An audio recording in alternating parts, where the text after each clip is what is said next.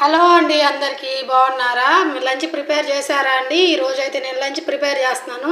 మా lunch special ఏంటి అని అనుకుంటున్నారా? పుచ్చకాయ కర్రీ అండి.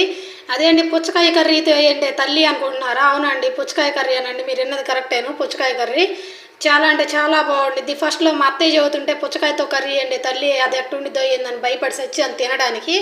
కానీ ఇప్పుడైతే బాగా అలవాటు అయిపోయింది. చాలా ఫ్యాన్ అయిపోయాను అనమాట దీనికి తిన్న తర్వాత. చాలా అంటే చాలా టేస్ట్ బాగుండిద్ది. అసలు ఎంత బాగుండిద్దంటే, మనమైతే పుచ్చకాయ అంటాం కదా, వీళ్ళు వచ్చేసి ఈ మార్వాడీలు వచ్చేసి ఈ స్టేట్లో లోయ అంటున్నారు. లోయ అంటే లోయ కర్రీ అంటే ఏంద్రా బాబు, ఏం లోయరా నాయన ఏందని చెప్పి నేను అయితే అసలు మనసులో అనుకోని చాలా నవ్వుకునేదాన్ని. కానీ ఇప్పుడైతే తింటుంటే మాత్రం చాలా బాగుంది. నేను మొత్తానికి అయితే ఈ పుచ్చకాయ కూరకైతే నేనైతే అభిమాని అయిపోయాను అనమాట. ఈ కర్రీ టేస్ట్ రావడానికి కారణం ఏంటంటే చిన్నులపాయలు ఎక్కువ వేస్తారండి దీంట్లో. చిన్నులపాయలు ఎక్కువ వేసుకుంటే బాగా టేస్ట్ అనేది చాలా బాగుండిద్ది అనమాట.